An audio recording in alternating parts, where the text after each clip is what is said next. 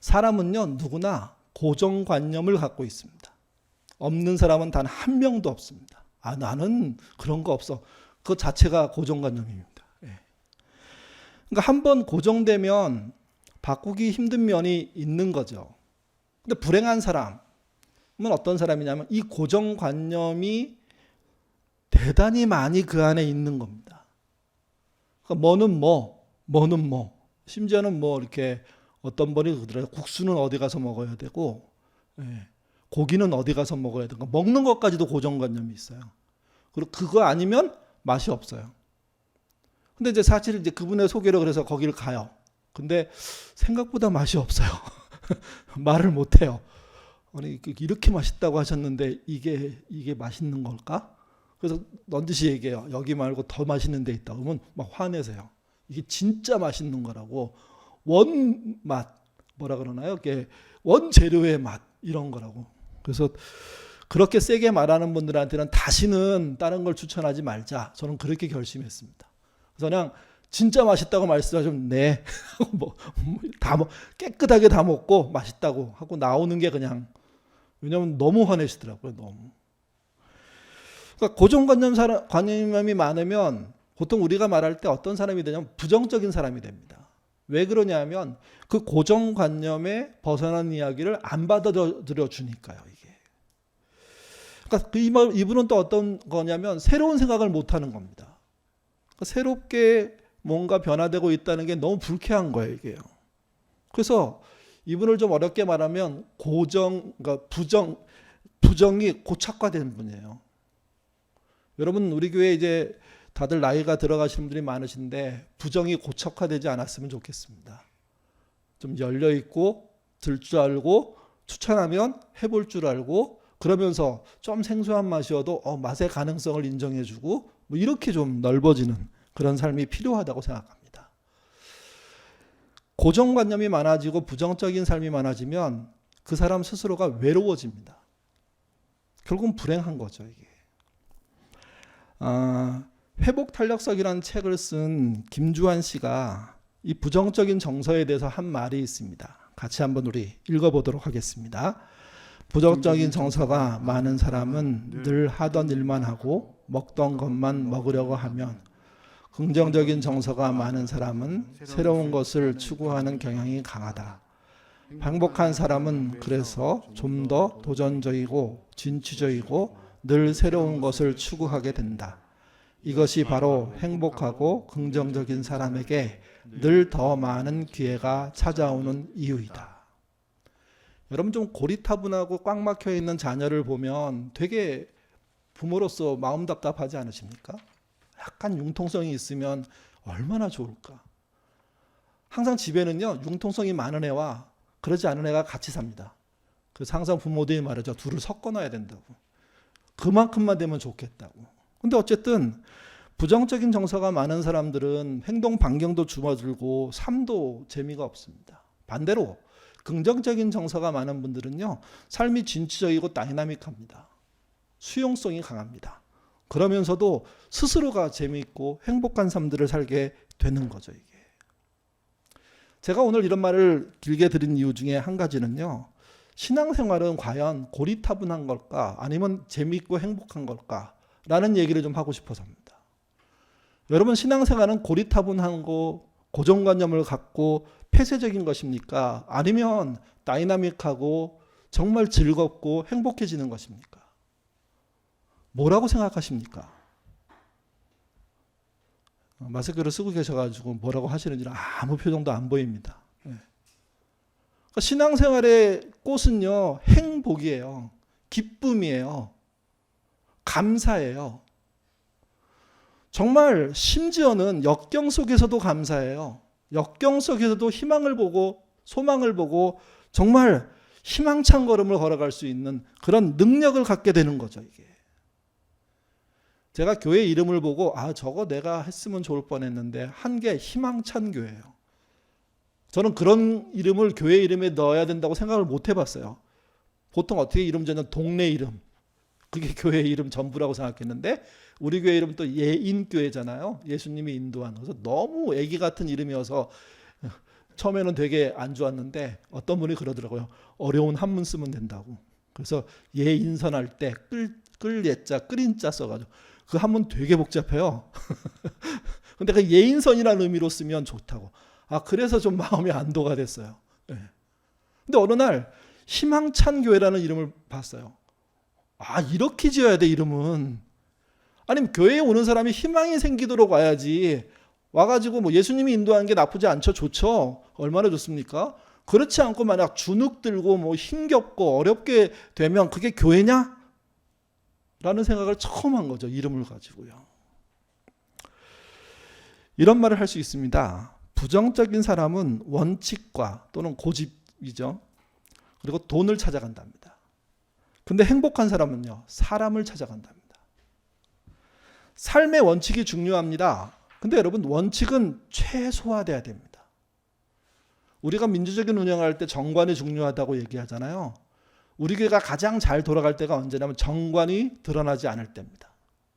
그걸 쓰지 않아도 별 무리가 없이 잘 갈 때. 그러니까 원칙은 있어야 되지만 그게 전방위에 나와가지고 하나하나 따지기 시작하면 사람들은 못 견딥니다. 그러니까 정관이 중요하지만 정관은 최소화되고 사람들의 대화를 통해서 하나하나 만들어가는 그 모습 속에 때로는 원칙의 흔들림이 있다고 하더라도 기다려주고 함께하는 힘, 이게 필요한 거죠. 이게 원칙을 강조하면요 매몰차집니다. 사람들이 아무것도 안 하려고 합니다. 원칙은 어떤 면에서 나쁘게 말할 때 돈과 같을 수 있습니다. 원칙이 힘인 거예요. 돈이 힘이 되는 것처럼. 그런 조직, 그런 교회 생존할 방법이 없습니다. 그런 교회에서 행복이 나올까요? 그런 사람에서 행복이 나올까요? 아니요. 늘 불평불만 그리고 따짐밖에 나오는 게 없는 겁니다. 반대로요. 행복은요. 사람을 따라갑니다. 사람을 찾아간다고 얘기할 수 있습니다. 사람과 함께 하는 것이라는 건 기본적으로 뭘 하는 거냐면 똑같음을 강요하지 않는 거예요. 사람과 함께 하다 보면 실수가 있어요. 그걸 수용하는 거예요. 사람이 소중하면요 때로 그 사람이 범죄를 저질러도 옆에 서 있어 줄 수 있어요. 찾아가 줄 수 있어요. 책임져 줄 수 있어요.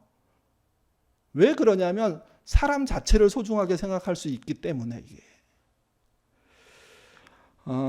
엄격한 부모와 여유 많은, 좀 더 나쁘게 말하면 빈틈 많은, 허점 많은 부모가 자녀를 키운다고 할 때 자녀 입장에서는 누가 더 행복하게 해주는 부모일까요? 여러분 어떻게 생각하십니까? 엄격한 부모님. 우리들의 부모님은 대부분 엄격하셨죠. 근데 여유, 좀 빈틈도 있고 허점이 있는 부모님. 그럴 때 자녀 입장에서는요, 좀 빈틈이 있는 분이 좋아요. 그분들의 허술함이 그 자녀에게 여유를 줘요, 이게. 또, 공정한 부모님하고요, 유머러스한 부모님. 누가 더 자녀들에게 행복을 줄까요? 부모님이 공정하면 되게 힘들더라고요. 그래서 가끔 그런 생각해요. 나를 주워왔구나. 내가 이 집 자식이 아닌 게 맞아. 그런 얘기를 왜 합니까? 너무 자기한테 냉정한 느낌이 드니까. 근데 반대로 부모님이 굉장히 심각한 상황에 우스운 얘기를 하면서 괜찮아. 그렇게 다 그런 거야. 아빠도 그랬어. 이렇게 얘기해 줄 수 있다면 얘기가 다른 거죠, 이게. 그러니까 진짜 우리가 행복하고 진짜 우리가 좋은 관계를 유지하려면 빈틈이 있어야 됩니다. 실수를 해야 됩니다. 실수를 받아줄 수 있어야 됩니다. 그래야지만 어떤 방향성의 행복이라는 게 생겨나는 거거든요. 여유 있고 유머 있고 망가질 줄 아는 삶 사시기를 바랍니다. 여러분이 그렇게 되셔야 여러분의 함께 사는 사람들이 행복합니다.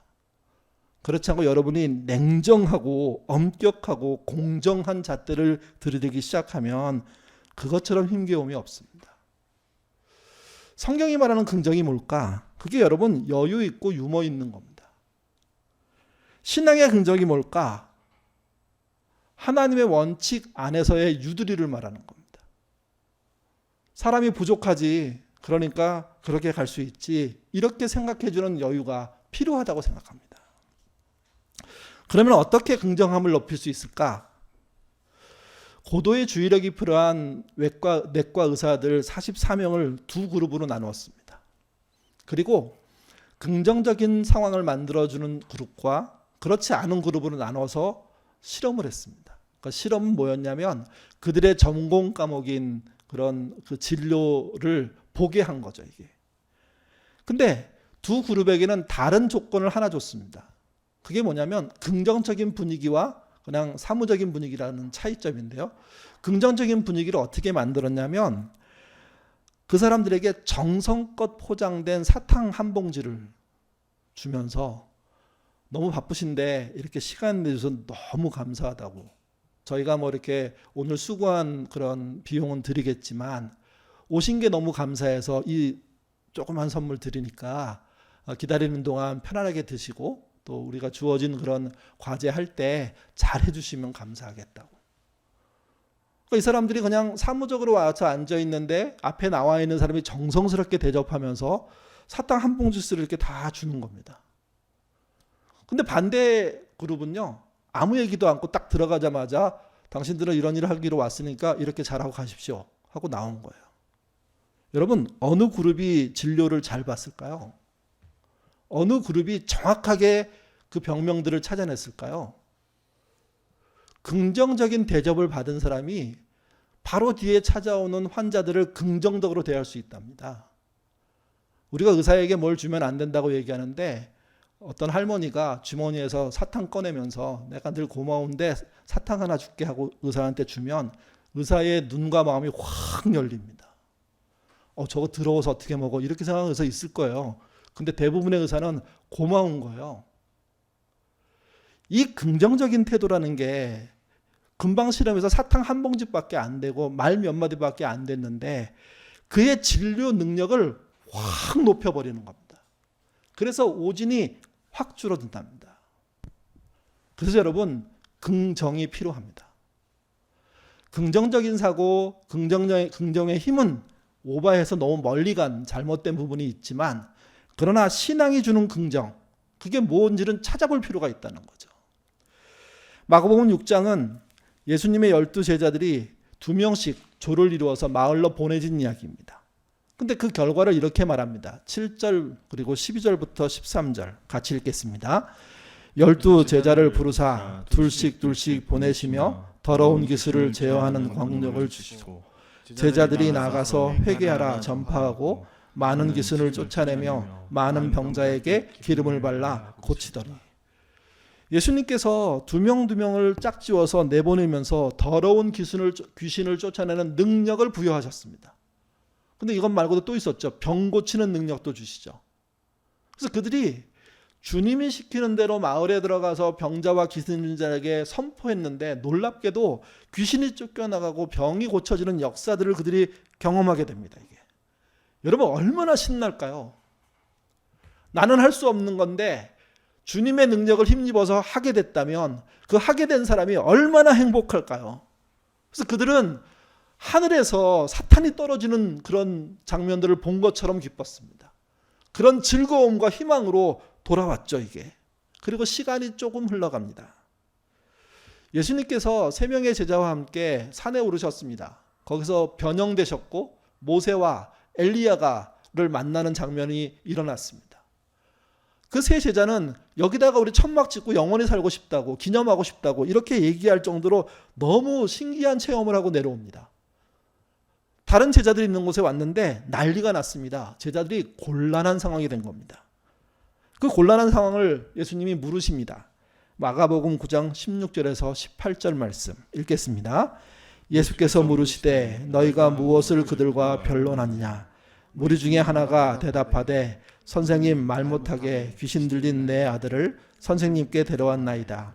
귀신이 어디서든지 그를 잡으면 거꾸러져 거품을 흘리며 이를 갈며 그리고 파리해지는지라.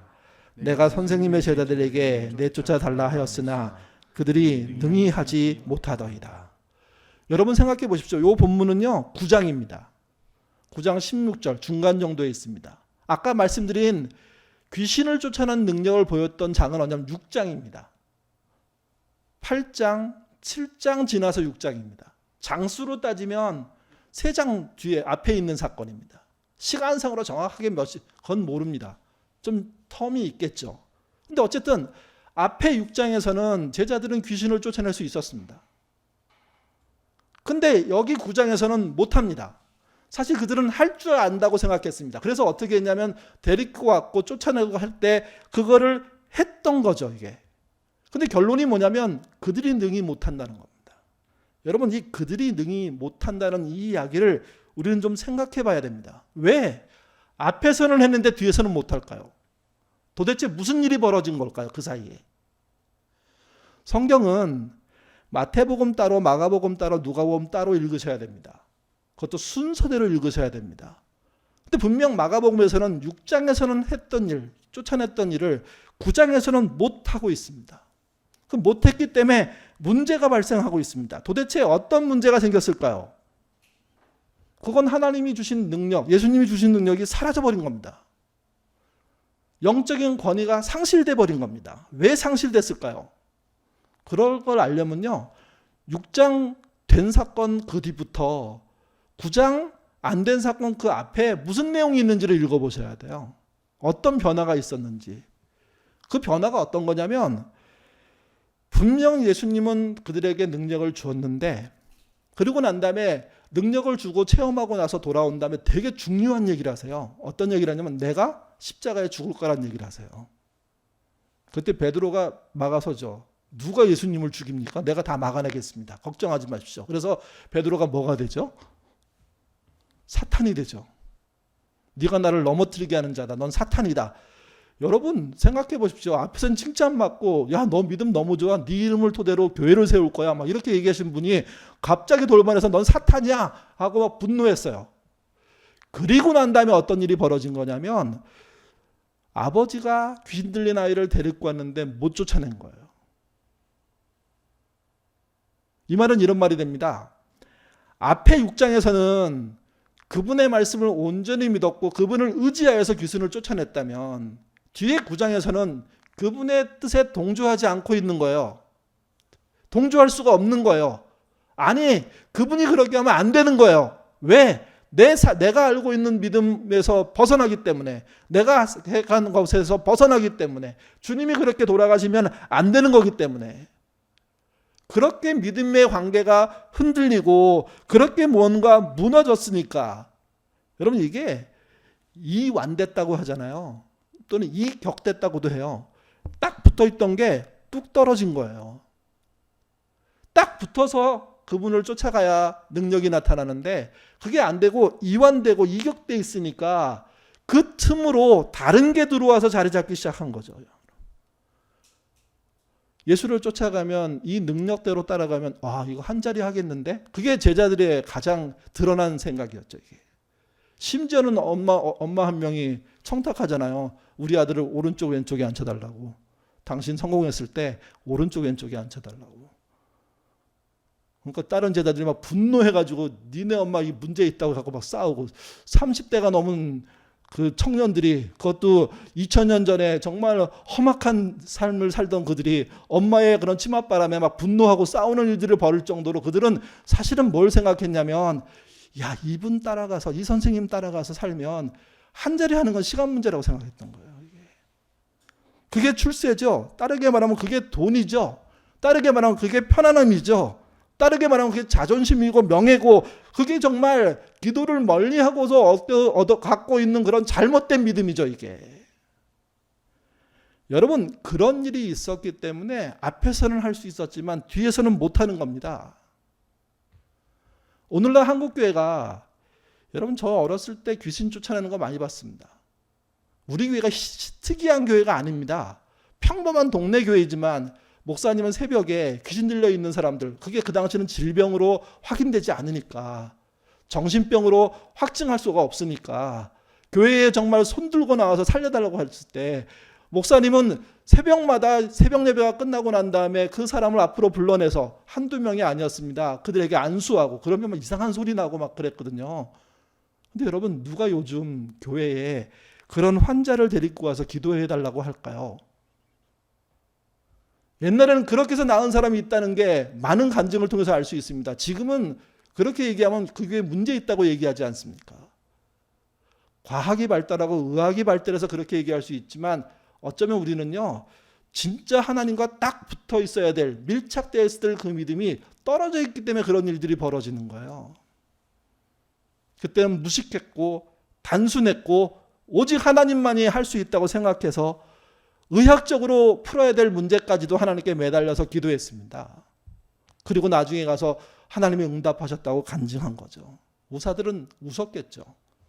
전 내가 치료한 건데. 근데 여러분, 그 사실과 그 믿음 사이에 있는 큰 차이를 보셔야 됩니다. 그만큼 지금이 하나님께 매달리고 싶지 않은 사람들이 많아요. 믿어도 고상하게 믿고요. 돈 다음에 하나님 믿는 경우가 흔한 거죠, 이게. 아버지는 너무 화가 났습니다. 자기 아들을 부탁했는데 옛날에는 고치는 것 같더니 전혀 못 고치는 거죠, 이게. 그래서 말합니다. 할 수 있으면 좀 고쳐달라고. 23절 같이 읽겠습니다. 예수께서 이르시되 할 수 있거든이 무슨 말이냐, 믿는 자에게는 능치 못할 일이 없느니라. 만일에 된다 이런 게 아니라는 겁니다. 믿는 사람에겐 만일은 없다. 모든 것이 가능하다. 그거였던 거죠. 근데 안 됐으니까 문제는 뭐였냐면 제자들이 헛바람 들어서 하나님과 함께하는 그 믿음이 아닌 자기 욕심 속에 빠져 있었던 겁니다. 이게. 시간이 지난 다음에 바로 뒤에 제자들이 묻습니다. 왜 우리는 못 쫓아냈습니까? 그러자 29절에 대답하십니다. 같이 읽겠습니다. 이르시되 기도 외에는 다른 것으로는 이런 종류가 나갈 수 없느라. 기도 외란 말은 기도 한 번 하면 된다는 뜻이 아니라 기도만이라는 거예요. 기도가 뭡니까? 우리가 하나님께 나가는 거죠. 제가 어저께 말씀드렸을 때 우리의 감정의 쓰레기가, 감정의 오물이 쏟아져 나와야 되는 자리가 기도입니다. 심지어 어떤 사건을 당하고 난데 충동적으로 내가 평상시에 쓰지 않았던 분노가 튀어나와야 되는 게 그게 기도입니다.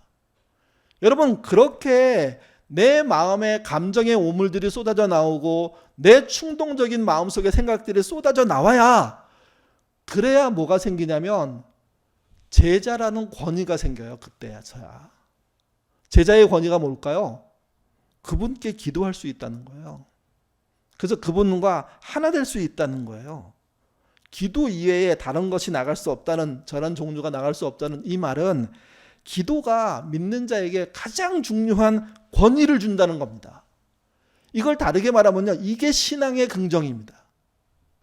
신앙의 긍정은 안 되는 게 없다는 뜻이 아니라 그분께 기도하고 기도하러 나가고 기도함으로 말미암아 생기는 긍정, 그 능력들을 쓸 수 있게 된다는 거죠. 여러분, 그 긍정의 시작이 뭐냐면 감정의 오물들을 쏟아낼 수 있다는 겁니다. 우리의 감정의 오물들이 다 쏟아져 나오기 시작하면 우리 안에 감정의 긍정들이 쌓이기 시작합니다. 실제 우리의 삶이 제대로 된 역할과 방향으로 갈 수 있게 되는 거죠, 이게. 제자들은 그걸 잃어버렸습니다. 거기에 자기 명예나 돈이나 성공을 넣은 거죠. 왜 우리의 신앙이 긍정으로 가야 할까요? 비슷한 실험을 했는데요. 이번에는 64명의 사람들에게 사람들을 두 그룹으로 나눠가지고 한 그룹에게는 아까 한 것처럼 따뜻한 말로 그 자기가 해야 될 일을 설명해주고 그 다음에 좋은 선물 하나 주면서 이거 드시면서 기다리시라고 순서에 따라서 진행하겠다고, 한쪽은 사무적으로 대하고 실험을 한 겁니다. 근데 이 실험이 이런 거였어요. 컴퓨터 화면에 사람 얼굴을 탁탁 띄워주는 거예요. 탁탁 띄워주는 거예요. 여기 보통 나왔을 법한 사진들을 그냥 몇 장 찾아서 제가 이렇게 올려놨는데, 어떤 사진은 양복 입고 정장하고 잘 차려입고 드레스 입고 이런 사진을 입은 사진이 있는가 하면, 어떤 분은 뭐 정복을 입은 사람들, 전문의의 옷을 입은 사람도 있겠죠. 그리고 그 사이사이에 어렵게 사는 사람, 가난한 사람, 제3지대의 사람들, 제3세계의 사람들, 그리고 유색인종들, 그들의 고통받는 모습들, 어린아이의 정말 피쩍 꼬른 모습, 이런 것들을 막 섞어가지고 사진을 보여주면서 사진에 대해서 본인 스스로 판단하게 만들어요. 그래서 이 사람들 중에 내가 수용할 수 있는 사람이 누군지를 이게 사진이 나오면 체크하는 거예요. 계속. 근데 특이한 일이 벌어졌어요.